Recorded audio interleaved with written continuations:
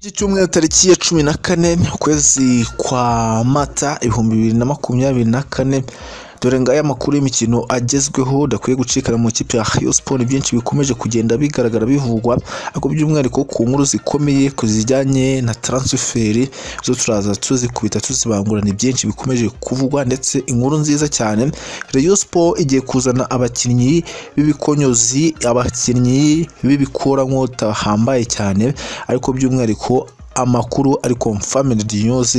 Ibiganiro bigeze kure, bamwe na bamwe umunyezamu Ndiaye muzi ko yanze kongera amasezerano mu kipe Rayon Sport, yagiye yitinze ukuntu umuzamu yabonetse na wundi arakomeye cyane, muraza kumumenya akina mu kipe ikomeye cyane y'umuhire Keve yakinagamo, murabizi ko bari mu kipe imwe. Turaza kwibandaho inkuru ikomeye cyane umenye ese ninde.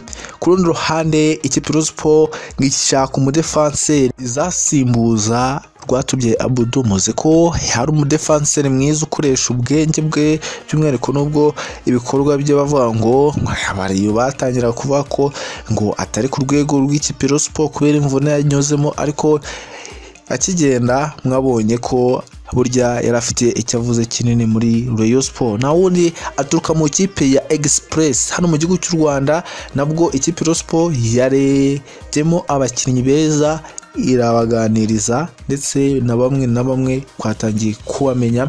Turaza dukubita mu kipe ya Gorilla, hari umukinnyi mwiza cyane uzajya akina ku mwanya ikipe Rayon Sport yari ikeneye, nawe ugomba gusinya muri Rayon Sport. Tugwaye ikaze kuri uyu muyoboro wa YouTube tukugeza amakuru y'imikino agezweho. Niba utarakora subscribe, iki nicyo gihe kugira ngo uyikore.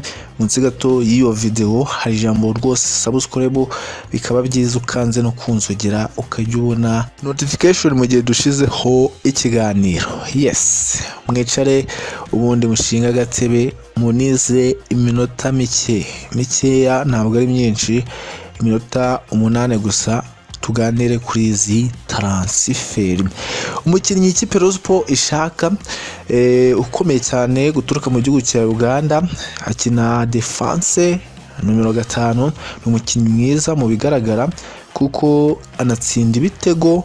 Iyi ekipe ya Express ahoze akinira yatsinzemo ibitego bigera muri 4 mu mikino hafi 30 iyi ekipe ya kinyo. Umudefenseur kugira ubone yatsinze igitego ndi ibintu bijya bitungurana, murabizi neza biba bitunguranye cyane, kense nk'ibitego byo muri koroneri, penalty n'ibindi, aho niho aba afite priority yo kuba yatsinda igitego. Amazina ye bamwita Arituru Kingudu.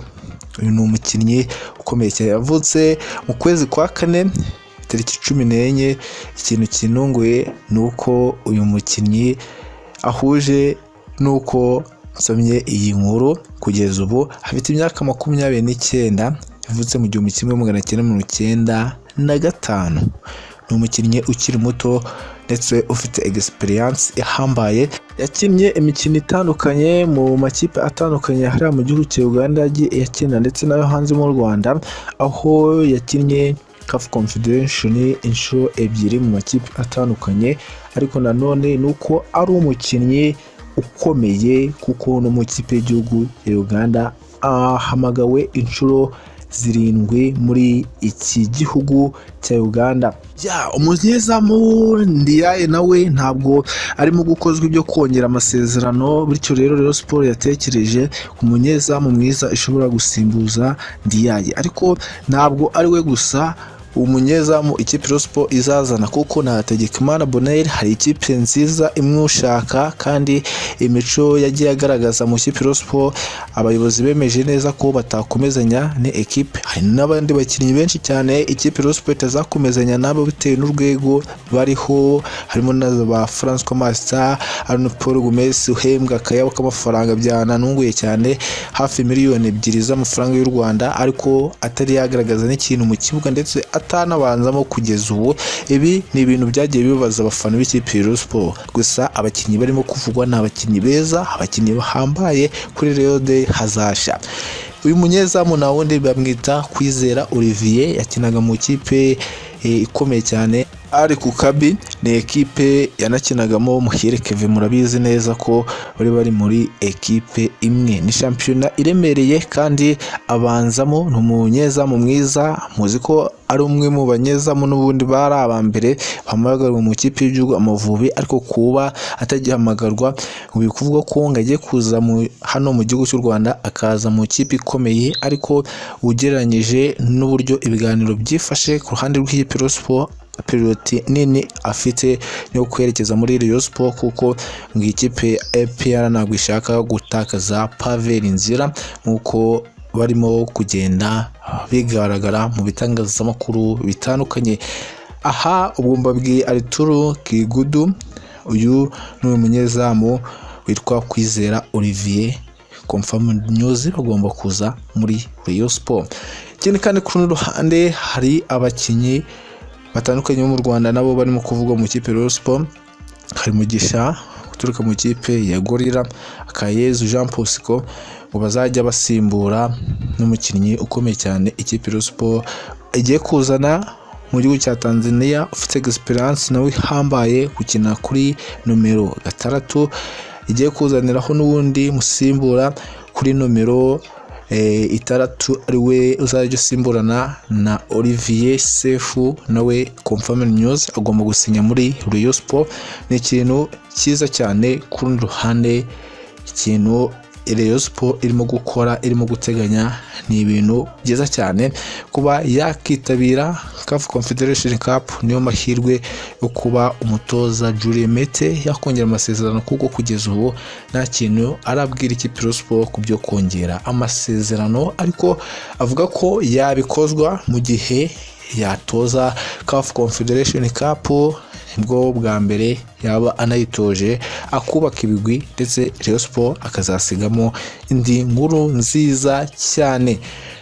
Akina muri Express Arturo Kigudu, mu defense agomba kuza muri Rayon Sport, ndetse n'abandi bari kugenda bavuga. Havuzwe n'umunyezamu urindira ikipe ya Musanze, na wundi bamwita Gadi, nawe yavuzwe muri Rayon Sport ko ashobora kumena umuti ku masezerano vuba na vuba, bakaba bose batangira gusinya muri Rayon Sport.